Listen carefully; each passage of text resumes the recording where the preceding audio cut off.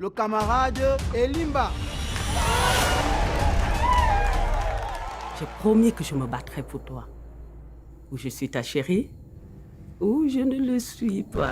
La contribution des pays africains à l'exportation mondiale des produits cinématographiques et de biens culturels est encore marginale avec seulement 1% selon l'Agence culturelle africaine. Pourtant, l'art créatif africain est de plus en plus développé et représente un potentiel de 20 milliards de dollars de contribution au PIB du continent africain selon l'UNESCO, porté par l'industrie musicale et celle du film. Un potentiel qui reste largement inexploité malgré la croissance significative de la production sur le continent, avec le Nigeria en tête de file grâce à une capacité de production estimée en termes de films à 2500 annuellement. Nous savons que dans certains pays, y compris le Nigeria et même la Côte d'Ivoire, il est évident que l'industrie de l'exportation a besoin d'innovation et de créativité. Elle dépasse en fait des exportations de produits de base depuis la courte période où l'on s'y intéresse. Si vous allez dans les économies qui ont bien réussi, vous verrez que l'industrie créative constitue un secteur qui les a aidés à bien réussir.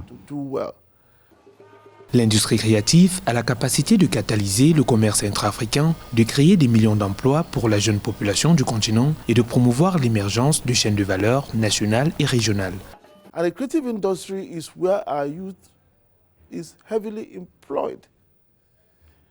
C'est dans l'industrie créative que nos jeunes sont le plus employés.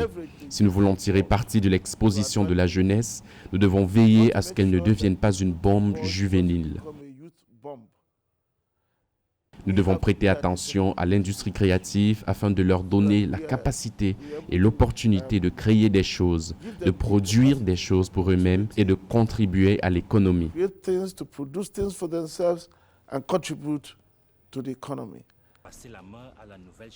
L'industrie du cinéma se veut la vitrine de l'essor de l'art africain, un secteur en pleine mutation, de mieux en mieux structuré et organisé, avec des produits toujours plus originaux s'inscrivant dans la compétitivité.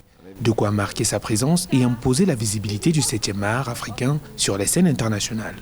Malheureusement, l'Afrique demeure le continent le moins équipé en matière de distribution cinématographique, avec seulement un écran pour environ 700 000 personnes. Ce qui est de nature à freiner la percée de l'industrie du cinéma, dont la distribution est l'un des principaux moteurs sur le continent.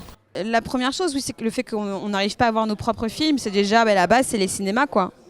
Il n'y a pas beaucoup de pays africains où il y a assez de salles de cinéma et la base pour voir un film, c'est une salle de cinéma. Et puis après, c'est vrai que dans le cadre de pays où il y a des salles de cinéma, c'est vrai que la programmation n'est pas forcément, mais pas forcément en amont, en avant les films africains.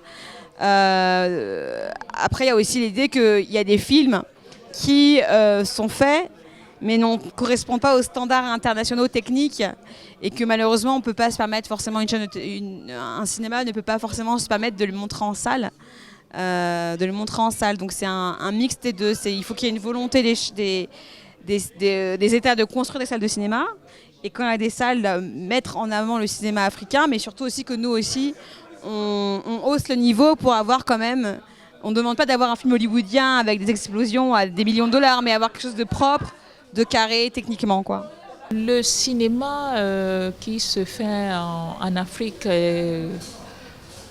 n'a rien à envier au cinéma mondial parce que chacun a sa spécificité, chacun a son histoire, mais seulement, comme je l'ai dit tantôt, il y a des techniques qui ne changent pas parce que dans tout corps de métier, il y a des règles qu'il faut respecter.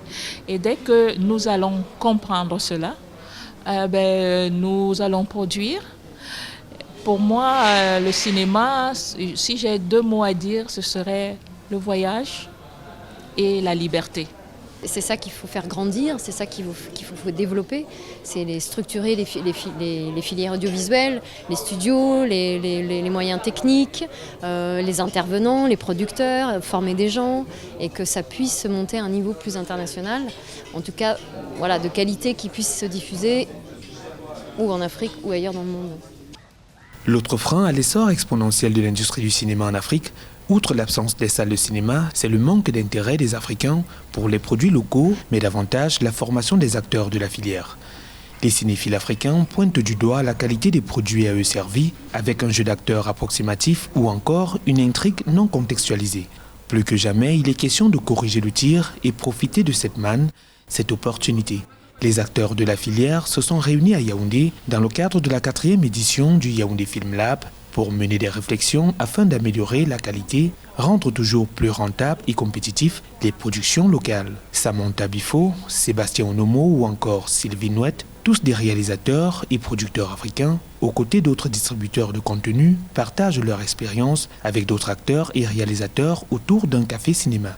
L'objectif, il est celui d'accompagner les projets qui sont en développement. Donc ce sont des films, des séries et des documentaires.